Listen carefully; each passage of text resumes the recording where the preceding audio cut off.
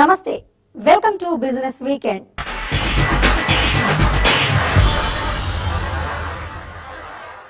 ఇన్వెస్టర్ల డిమాండ్ మేరకు మీ అభిమాన న్యూస్ ఛానల్ TV5 ప్రత్యేక పోర్టల్ మొబైల్ యాప్ ను అందుబాటులోకి తెచ్చింది. ProfitYourTrade.in ను TV5 మేనేజింగ్ డైరెక్టర్ రవీంద్రనాథ్ గారు ప్రారంభించారు. Money5 యాప్ ను AP planning commission vice chairman C Kutumbarao గారు లాంచ్ చేశారు. ProfitYourTrade.in పోర్టల్ ను అలాగే Money5 యాప్ ను paisaexpaisa.com డిజైన్ చేసింది. గత 8 సంవత్సరాలుగా TV5 బిజినెస్ టీం ఎన్నో రకాల ఇన్వెస్టర్ ఫ్రెండ్లీ కార్యక్రమాల రూపకల్పనతో ప్రేక్షక మహాశైల అభిమానాన్ని సంపాదించింది, మెప్పును పొందగలిగింది. మిగతా ఛానళ్లతో పోలిస్తే TV5 బాణీయే వేరు.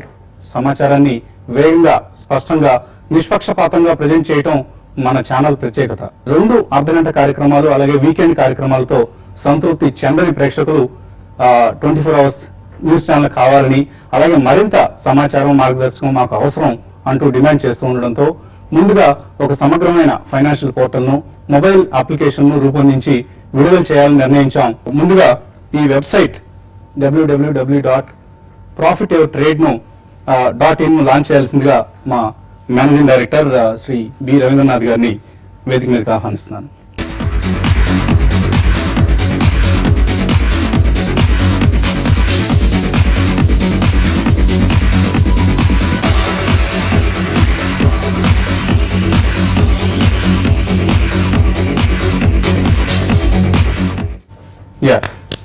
సో ఒక సరికొత్త ఫైనాన్షియల్ పోర్టల్, తెలుగులో ఎక్కువగా సమాచారాన్ని రూపొందించాం. ఇందులో రకరకాల ఫీచర్స్ ఉన్నాయి. థ్యాంక్ యూ రవి గారు for launching the website www.ProfitYourTrade.in. So ఈ సైట్ ను ఇక మీరు నిరంతరం వీక్షించాల్సిన అవసరం ఉంది. అలాగే దీనికి సంబంధించి ఒక మొబైల్ అప్లికేషన్ కూడా paisaexpaisa.com సంస్థ రూపొందించింది. ఈ మొబైల్ యాప్ పేరు Money5. సో TV5 నుంచి వస్తుంది కాబట్టి Money5 నిర్ణయించాం. సో Money5 ను లాంచ్ చేయాల్సిందిగా Andhra Pradesh planning board vice chairman అలాగే మనందరి అభిమాన ఎనలిస్ట్ శ్రీ సి కుటుంబరావు గారిని ఆహ్వానిస్తున్నాను.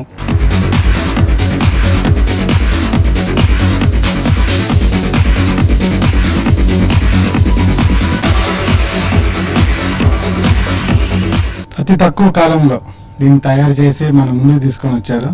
వాళ్ళు రాత్రి బాగులు కష్టపడి చేసినందుకు really we appreciate you sir. చాలా కష్టపడి ఇలా ఐడియా కాన్సెప్ట్ తీసుకొని వచ్చి ఇంకా చేయాలి మనం, శాటిలైటే కాదు, బ్రాడ్కాస్టింగే కాదు, ఇంకా డిజిటల్లో కూడా వెళ్ళాలి మనం అని చెప్పేసి దీన్ని తీసుకోవడం నిజంగా మెచ్చుకోదగ్గ విషయం. ఇది ఈ ఫీచర్స్ చూస్తుంటే అసలు చాలా బాగున్నాయి. అసలు దీనికి ఇంకా మన ఎనలిస్టులు కానీ మన ఎవరైనా మీకు 24 అవర్స్ మన ప్రేక్షకులకి అందుబాటులో ఉంటారు. చాలాసార్లు రిక్వెస్ట్ టీవీ ప్రోగ్రాంలో ఉన్నప్పుడు కూడా మనం చూసేవాళ్ళం, ఇట్లాంటి యాప్ ఒకటి పెట్టండి, లేకపోతే 24 అవర్స్ బిజినెస్ ఛానల్ పెట్టండి అని చెప్పేసి కూడా రిక్వెస్ట్ రావటం చూసాం. అయితే ఇది లాంగ్ ఫెల్ట్ నీడ్ అనమాట. అండ్ ఇవాళ టైమ్స్ కూడా మారినాయి స్టాక్ మార్కెట్లో. ఎందుకంటే ఇప్పుడు ఆల్గారిథం ట్రేడింగ్ అవనండి, ఇన్ఫాక్ట్ ఇవాళ న్యూస్ పేపర్లో మీరు చూస్తే కనుక రోబో కంట్రోల్డ్ మెసేజ్ అడ్వైజింగ్ ఇవన్నీ కూడా సిస్టమ్ స్టార్ట్ అయినాయి. కాబట్టి అనమాట టెక్నాలజీ వాడుకుని ఇవాళ అప్ టు డేట్ ఉండాలి ఎవరైనా ఇన్వెస్టర్స్ అనుకుంటే కూడా ఇలాంటి యాప్స్ని కానీ ఇలాంటి సైట్స్ని కానీ ఖచ్చితంగా పూర్తిగా వాడుకుంటే ఎక్కువ లాభపడతారని చెప్పేసి కూడా అనుకుంటున్నాను. Definitely I wish all investors also good investing times అంటాను. భారత ఆర్థిక రంగం దూకుడుగా దూసుకుపోయే అవకాశం ఉందని భరోసానిస్తూ ఆర్థిక సర్వే నివేదికను మంత్రి అరుణ్ జైట్లీ పార్లమెంట్ లో ప్రవేశపెట్టారు. ఆర్థిక రంగంలో భవిష్యత్తు ఆశావాహంగా ఉందని సర్వే తెలిపింది. వచ్చే ఆర్థిక సంవత్సరంలో వృద్ధి రేటును 7 నుంచి 7.75% ఉండొచ్చని సానుకూల సంకేతాలిచ్చింది. ఆశాజనకమైన వృద్ధి రేటు, సానుకూల వాతావరణం, భవిష్యత్తు మరింత ఉజ్వలం. ఇవి ఆర్థిక సర్వే నివేదిక ముఖ్యాంశాలు. కేంద్ర ఆర్థిక మంత్రి అరుణ్ జైట్లీ ఈ నివేదికను శుక్రవారం పార్లమెంట్ లో ప్రవేశపెట్టారు. వచ్చే ఆర్థిక సంవత్సరంలో వృద్ధి రేటు 7 నుంచి 7.75% సాధిస్తామని తెలిపారు. ప్రస్తుత ఆర్థిక సంవత్సరంలో ఇది 7.6%గా ఉంటుందని వివరించారు. వచ్చే 2 ఏళ్లలో 8% వృద్ధి రేటు సాధించగలమని ఆశాభావం వ్యక్తం చేశారు. ద్రవ్య లోటును 3.9%కి తగ్గించడం సాధ్యమేనని సర్వే తెలిపింది.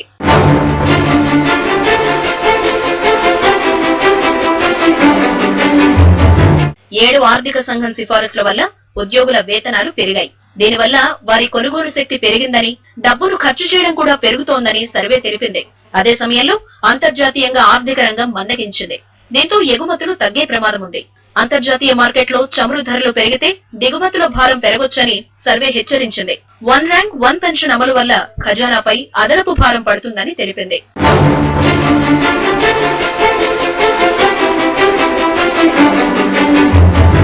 ఆర్థిక రంగాన్ని పరుగు పెట్టించడానికి చక్ర వ్యూహం లాంటి చర్యలు చేపట్టాలని సర్వే సూచించింది. గూడ్స్ సర్వీసెస్ ట్యాక్స్ బిల్లును వెంటనే అమల్లోకి తేవడం మేలు చేస్తుందని తెలిపింది.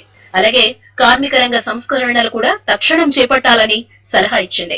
బిల్లుల ఆమోదానికి పార్లమెంట్ లో ఆటంకం కలగడం లక్ష్య సాధనకు అవరోధమని హెచ్చరించింది. పెద్ద సంఖ్యలో యువతకు ఉపాధి కల్పించడానికి చర్యలు తీసుకోవాలని సూచించింది.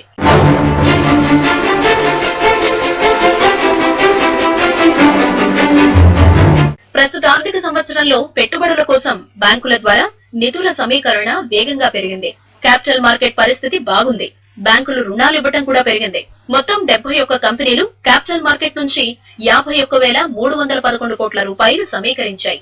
గత ఆర్థిక సంవత్సరంలో ఈ మొత్తం 11,581 కోట్లు మాత్రమే. Make in India, made in India దిశలోని మోడీ బడ్జెట్ ఉండనుందని పారిశ్రామిక వర్గాలు అంచనా వేస్తున్నాయి. జనరంజక పథకాలు, అంకెల గారడీ కంటే ఈసారి దేశీయ కంపెనీలను ప్రోత్సహించేలా కృషి చేయాలని పారిశ్రామిక వర్గాలు కేంద్రాన్ని డిమాండ్ చేస్తున్నాయి. మన దేశానికి అవసరమైన వస్తువులను మన దేశంలోనే తయారు చేసుకోవాలనే కాన్సెప్ట్ తో ఈసారి బడ్జెట్ ను సిద్ధం చేయాలని పారిశ్రామిక వర్గాలు ప్రభుత్వాన్ని కోరుతున్నాయి. ఉద్యోగాల కల్పన మేక్ ఇన్ ఇండియాతోనే సాధ్యపడుతుందని, దీనిని ఖచ్చితంగా అమలు చేయాల్సిన అవసరం ఉందని సూచిస్తున్నాయి. ప్రత్యక్షంగా విదేశీ మారక ద్రవ్యాన్ని గణనీయంగా ఆదా చేసుకునే అవకాశం ఉంటుందని ఇండస్ట్రీ వర్గాలు అంటున్నాయి.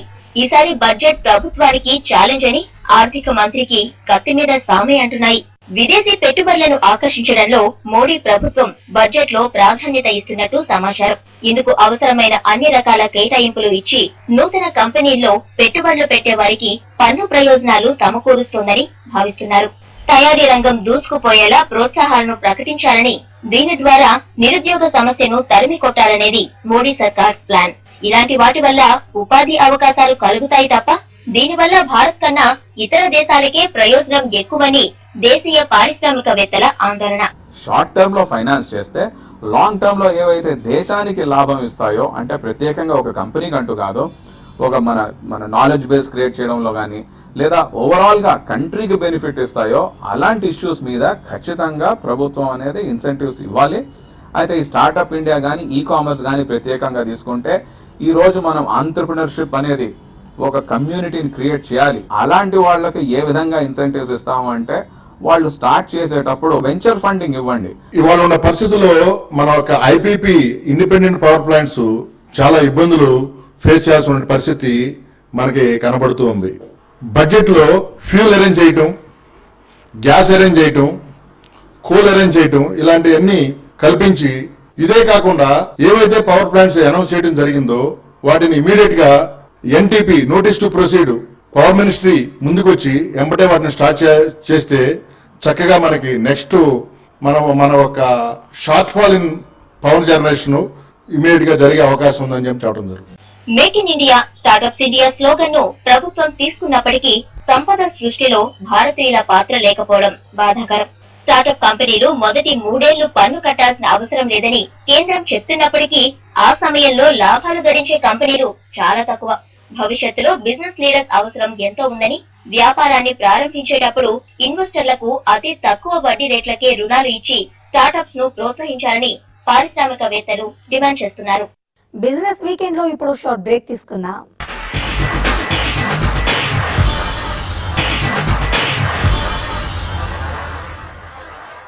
Welcome back to business weekend.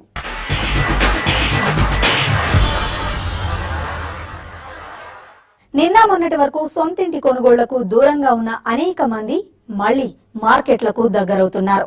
కొనుగోలుదారులకు పన్ను లాభాలను అందించేలా బడ్జెట్ ను రూపొందిస్తే డిమాండ్ మరింత పెరగొచ్చని రియల్ ఎస్టేట్ వర్గాలు అంచనా వేస్తున్నాయి. సింగిల్ విండో క్లియరెన్స్ తో పాటు రియల్టీ రంగానికి ఇండస్ట్రియల్ స్టేటస్ ఇవ్వాలని కోరుతున్నాయి.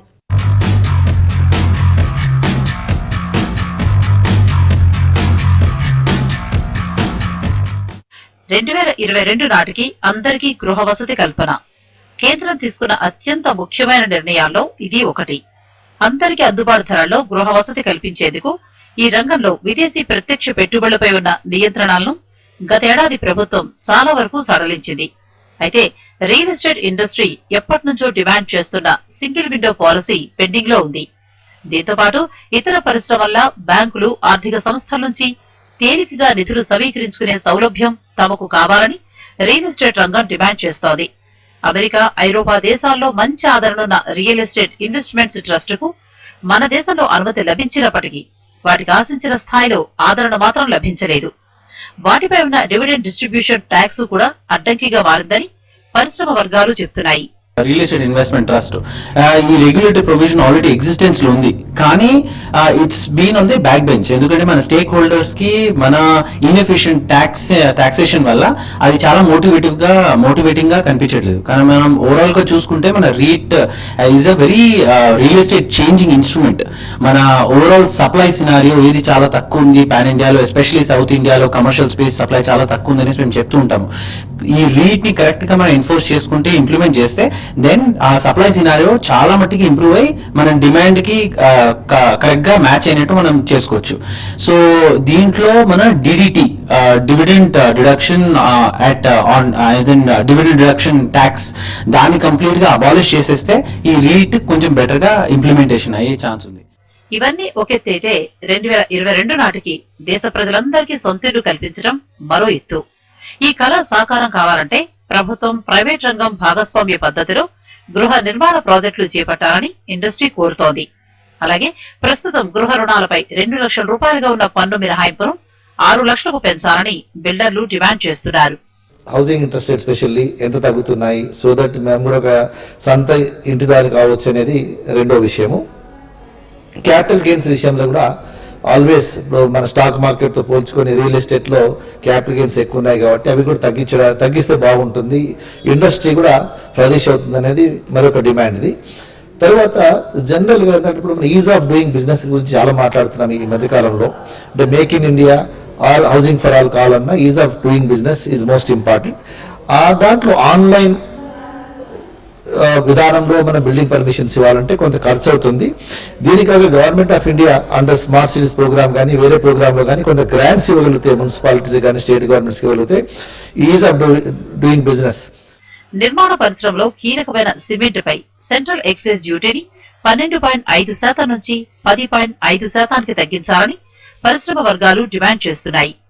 ఇంతకు ముందు ఇన్వాయిస్ పై ఉన్న సెంట్రల్ ఎక్సైజ్ డ్యూటీని ప్రస్తుతం ఎంఆర్పీపై వసూలు చేస్తున్నారని సిమెంట్ ఉత్పత్తిదారులు ఆందోళన వ్యక్తం చేస్తున్నారు. ఇవాళ సిమెంట్ పరిశ్రమ మీద ఎంఆర్పి మీద, దాన్ని మనం రిటైల్ సెల్లింగ్ ప్రైస్ అంటాం, 12.5% అయితే సెంట్రల్ ఎక్సైజ్ డ్యూటీ వేస్తున్నారు. దీనైతే తప్పనిసరిగా సిమెంట్ ఇండస్ట్రీ అంతా కోరుకునేదంటే తగ్గించాల్సి వస్తుంది. ముఖ్యంగా అదేంటంటే ఇన్వాయిస్ ప్రైస్ మీద పర్సంటేజ్ చేయాలి. 10% పెట్టగలిగితే చాలా సంతోషం. లేదంటే కనీసం ఒక 2% అయినా తగ్గించి 10.5% చేయగలిగితే సిమెంట్ పరిశ్రమ ముందుకెళ్ళగలుగుతుంది. లేకపోతే చాలా ఇబ్బందులు ఫేస్ చేయాల్సి వస్తుంది. ఇవాళ మీరు కానీ తీసుకున్నట్లయితే మొత్తం భారతదేశం మొత్తంలో కూడా, ముఖ్యంగా ఉత్తర భారతదేశంలో అయితే సిమెంట్ పరిశ్రమ ఏమీ బాగాలేదు.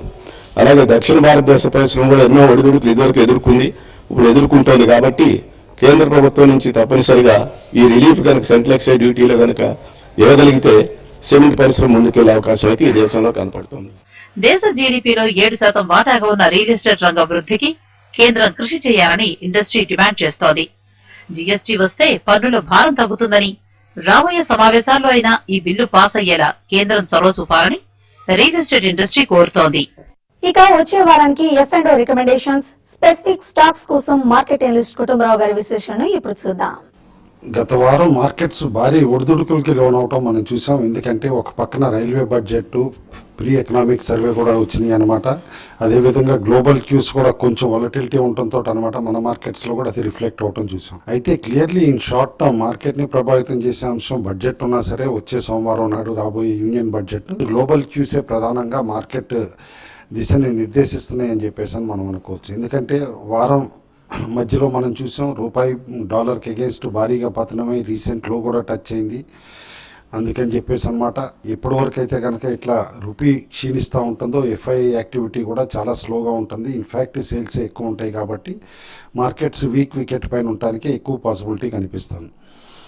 గత వారం దాదాపు అనమాట 555 పాయింట్లు నష్టపోయింది బీఎస్సీ సెన్సెక్స్. అదేవిధంగా ఎన్ఎస్సీ నిఫ్టీ కూడా 180 పాయింట్లు నష్టపోవటం మనం చూసాం. ఇటు మిడ్ క్యాప్ స్మాల్ క్యాప్లో కూడా చాలా నష్టాలు చవి చూస్తున్నాయి చాలా షేర్స్ అనమాట. కొద్ది నెలల క్రితమే ఆల్ టైమ్ హైస్ దగ్గర ఉన్న స్టాక్స్ చాలా వరకు అనమాట 50%, 60% కూడా కొలాప్స్ అయిపోవటం చూసాం. కొన్ని మంచి స్టాక్స్ కూడా అనమాట సెల్లింగ్కి లోన్ అయ్యి 30 to 40% కరెక్షన్స్ రావటం కూడా మనం అబ్జర్వ్ చేయొచ్చు. ఓవరాల్గా మార్కెట్లో స్ట్రాంగ్ వీక్నెస్ కనిపిస్తుంది అనమాట.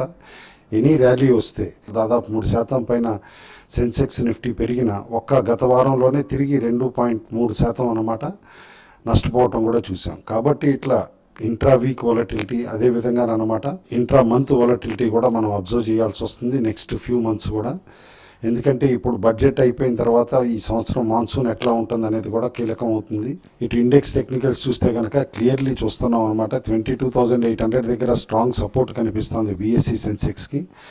అదేవిధంగా ఎన్ఎస్సీ నిఫ్టీకి కూడా అనమాట 69-25 రేంజ్లో స్ట్రాంగ్ సపోర్ట్ కనిపిస్తుంది. ఈ లెవెల్స్ అంటూ బ్రీచ్ అయితే కనుక ఫర్దర్గా వీక్నెస్ బాగా వచ్చే పాసిబిలిటీ కనిపిస్తుంది. ఎన్ఎస్సీలో క్లియర్లీ నిఫ్టీ 6850 లెవెల్ చూడమంటున్నాను. 6850 అంటూ కనుక కంక్లూజివ్గా బ్రేక్ అయితే కనుక 300-400 పాయింట్లు అవలేలుగా పడిపోవచ్చు అనమాట. కాబట్టి 6850 అనేది extremely crucial level for even intermediate positions తీసుకునే ట్రేడర్స్కి కానీ ఇన్వెస్టర్స్కి కానీ అని చెప్పేసి అని కాషన్ చేస్తాను. ఆన్ అప్ సైడ్ మాత్రం ఎవ్రీ 100 పాయింట్స్ నిఫ్టీకి అనమాట స్ట్రాంగ్ సెల్లింగ్ ప్రెషర్ వస్తుంది. ఎందుకంటే చాలామంది వీక్ ప్లేయర్స్ ఎప్పుడు ఆపర్చునిటీ వస్తుందో ఎగ్జిట్ అవడానికి అన్నట్టు వెయిట్ చేస్తున్నారు. కాబట్టి సెక్టార్స్ వైజ్ చూస్తే గత వారం దాదాపు అన్ని సెక్టార్స్ నష్టపోయినాయి. అయితే కాస్త ఎక్కువగా నష్టపోయినాయి power, capital goods, banks, autos అనమాట. అయితే ఏ సెక్టార్ కూడా ఇమ్యూన్ లేదనమాట నష్టాలకి గత వారం. కాబట్టి ఏదో అవుట్ పెర్ఫామ్ చేస్తుంది ఒక సెక్టార్ అని చెప్పేసి అయితే చూడొద్దంటాను. విత్ ఇన్ ద సెక్టార్ కూడా స్టాక్ స్పెసిఫిక్ యాక్టివిటీకి ఎక్కువ ప్రయారిటీ ఇవ్వమని చెప్పేసి కూడా అడ్వైజ్ ఇస్తాం. సెలెక్ట్ స్టాక్స్ అనమాట బై ఆన్ డిక్లైన్స్ అంటున్నాం. ప్యూర్లీ ట్రేడింగ్ పర్పస్కే ఈ రికమెండేషన్స్ అన్నీ కూడా. ఆ బై ఆన్ డిక్లైన్ స్టాక్స్ అనమాట Hindustan Unilever, Reliance Industries, Sun Pharma, Hindalco, Reliance Power, Mahindra and Mahindra, Coal India. అదేవిధంగా వీక్నెస్ చూపిస్తున్న స్టాక్స్ అనమాట ర్యాలీ వచ్చినప్పుడల్లా షార్ట్స్కి అటెంప్ట్ చేయొచ్చు. ఆ కోవలో ఉన్న stocks BHEL, recently follow on offering అయిన NTPC, Bajaj Auto, Gas Authority India Limited, ACC, Tata Elxsi, granules. Mid cap స్టాక్స్లో ఇంకా కొన్ని షాక్స్ వచ్చే పాసిబిలిటీ ఉంది. కాబట్టి ఆచితూచి అడుగులేయమని చెప్పేసి చెప్తాను ఇన్వెస్ట్మెంట్ చేసేటప్పుడు మిడ్ క్యాప్ స్టాక్స్లో కూడా. స్పెసిఫిక్ స్టాక్స్కి వస్తే 2 స్టాక్స్ రికమెండ్ చేస్తాను. అందులో ఫస్ట్ స్టాక్ అనమాట మోడీ న్యాచురల్స్ లిమిటెడ్. పేరు కాస్త మిస్లీడింగ్ అని చెప్పేసి అనుకోవచ్చు. ఎందుకంటే ఇదివరకు అనిల్ మోడీ ఆయిల్స్ లిమిటెడ్ కంపెనీనే పేరు మార్చి ఇప్పుడు మోడీ న్యాచురల్స్ లిమిటెడ్ చేశారు.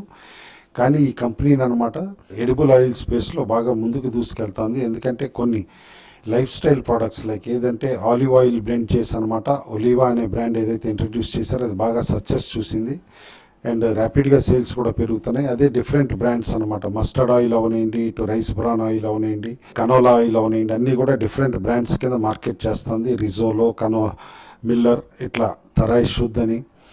అండ్ రీసెంట్లీ బ్రాండ్ ఈక్విటీ కూడా రీరేటింగ్ అయిందనమాట ఈ కంపెనీది. సేల్స్తో పాటు ఓవరాల్గా ఈ కంపెనీకి అనమాట ఇప్పుడు అవుట్లుక్ కూడా ఇంప్రూవ్మెంట్ కనిపిస్తుంది. కాబట్టి గట్సీ ఇన్వెస్టర్స్ని 1 year హొరైజన్ తోటి బై చేయమంటున్నాం. కరెంట్ లెవెల్స్ దగ్గర నుంచి స్టాక్ ఈజీగా 80 to 100% రిటర్న్స్ ఇచ్చే పాసిబిలిటీ ఉంది. Second stock simplex castings limited అనమాట 70 రూపీస్ దగ్గర ట్రేడ్ అవుతుంది. Basically heavy engineering industrial castings చేసే కంపెనీ అనమాట. కొంచెం ఇప్పుడే క్యాపిటల్ గూడ్స్ సెక్టార్లో టర్న్ అరౌండ్ కనిపిస్తుంది. కాబట్టి మేక్ ఇన్ ఇండియా క్యాంపెయిన్ తర్వాత ప్లస్ కన్స్ట్రక్షన్ సెక్టార్ ఇవన్నీ రివైవ్ అయితే కనుక ఇన్ఫ్రాస్ట్రక్చరు కాస్టింగ్స్ కంపెనీస్ కూడా కాస్త బాగా పెర్ఫామ్ చేసే పాసిబిలిటీ ఉంది. ఈ కంపెనీ దాదాపు హెవీ ఇంజనీరింగ్ కాస్టింగ్స్లో అంతా స్పేస్లో ఉందన్నమాట. డక్టైల్ SG అవనండి, CG అవనండి, కార్బన్ ఎలాయ్ కాస్టింగ్స్ అవనండి, గ్రే ఐరన్ కాస్టింగ్స్ అవనండి, వీటన్నిటిలో కూడా ఈ కంపెనీకి స్ట్రాంగ్ ప్రెజెన్స్ ఉంది. పెర్ఫార్మెన్స్ కూడా స్టడీగా ఇంప్రూవ్ అవుతుంది గత 2 quarters నుంచి. కాబట్టి ఒక మేజర్ టర్న్ అరౌండ్కి రెడీ అయింది కంపెనీ అని చెప్పేసి అని అనుకోవచ్చు. కరెంట్ లెవెల్స్లో బై చేస్తే ఈజీగా 100% రిటర్న్స్ నెక్స్ట్ 1.5 yearలో ఇస్తుందని చెప్పేసి అని స్ట్రాంగ్గా రికమెండ్ చేస్తాను. ఇవి ఈ వారం బిజినెస్ వీకెండ్ విశేషాలు. వచ్చే వారం మరిన్ని బిజినెస్ వార్తలతో మళ్ళీ కలుద్దాం. చూస్తూనే ఉండండి వాస్తవాల ప్రతిరూపం TV5.